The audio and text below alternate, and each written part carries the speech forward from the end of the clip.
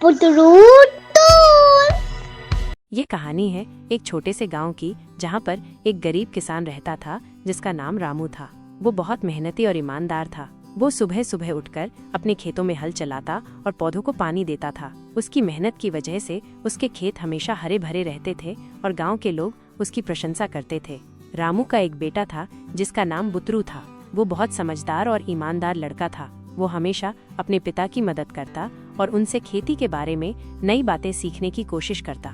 रामू चाहता था कि बुतरू पढ़ लिख कर बड़ा आदमी बने, लेकिन बुतरू का मन तो खेती करने में था। वो अपने पिता से कहता, पिताजी, मुझे खेती करना पसंद है, मैं आपसे खेती के गुर सीखना चाहता हूँ।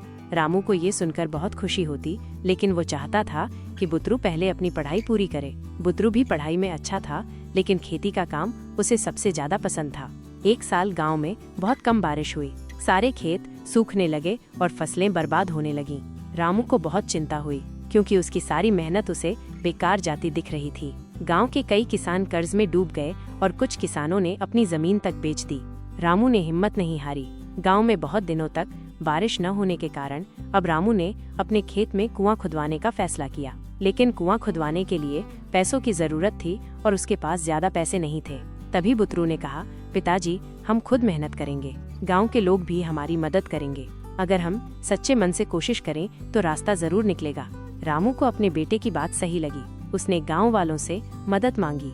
गांव के कुछ लोग तैयार हो गए और सभी ने मिलकर कुआं खोदना शुरू किया। कई दिनों की मेहनत के बाद आखिरकार पानी मिल ही गया। रामू की आंखों में खुशी के आंसू आ गए। अब खेतों में फिर से हरियाली लौट आई।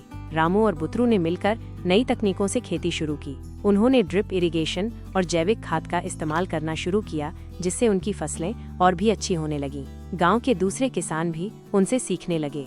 एक दिन बुतरू को खेत में एक भारी थैली मिली। जब उसने उसे खोला तो वो हैरान रह गया। थैली में सोने के सिक्के थे। बुतरू ने तुरंत यह बात अपने पिता को बताई। रामू ने सिक्कों को देखकर कहा, बेटा, ये धन हमारा नहीं है, हमें इसे असली मालिक को लौटाना चाहिए। बुतरू को यह सुनकर आश्चर्य हुआ, क्योंकि वे बहुत गरीब थे और यह पैसा उनकी बहुत मदद कर सकता था। लेकिन उसने अपने पिता की ईमानदारी को हमेशा देखा था, इसलिए वो भी उनकी बात से सहमत हुआ। वे दोनों थैली लेकर गांव के मुखिया के पास गए और पूरी बात बताई। मुखिया ने घोषणा की कि जिसकी भी ये थैली हो वो आकर अपनी पहचान बताए। कुछ दिनों बाद एक बूढ़ा व्यापारी आया और बोला कि वो थैली उसकी है जो रास्ते में गिर गई थी। मुखिया ने जब उसकी पहचान की पुष्टि की तो उसने रामू और बुतरू की ईमानदारी की बहुत तारीफ की। व्यापारी बहुत खुश हुआ और उसने इनाम के रूप में कुछ पैसे देने की कोशिश की, लेकिन रामू ने मना कर दिया। उसने कहा, हमने सिर्फ अपना कर्तव्य निभाया है। रामू और बुतरू की ईमानदारी और मेहनत की चर्चा अब पूरे गांव में होने लगी। गांव के लोग उनकी बहुत इज्जत करने लगे। कुछ समय बाद सरकार ने रामू की मेहनत को देखकर उसे सर्वश्रेष्ठ किसान का पुरस्कार दिया। बुतरू भी अब एक युवा किसान बन चुका था। उसने नई नई खेती की तकनीकों को अपनाकर गांव के दूसरे किसानों की मदद की।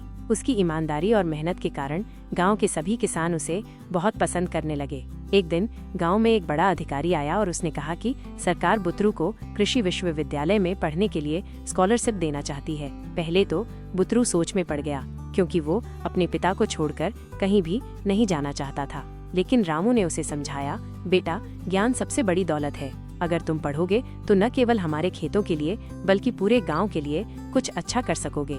बुतरू ने अपने पिता की बात मानी और पढ़ाई करने चला गया। कुछ सालों बाद वो एक सफल कृषि विशेषज्ञ बनकर लौटा और अपने गांव को आधुनिक खेती में आगे बढ़ाने में मदद करने लगा। इस कहानी से हमें ये सीख मिलती है कि मेहनत और ईमानदारी का फल हमेशा मीठा होता है। कठिनाइयाँ चाहे जितनी भी आए, सच्चाई और मेहनत से उन्हें पार किया जा सकता है।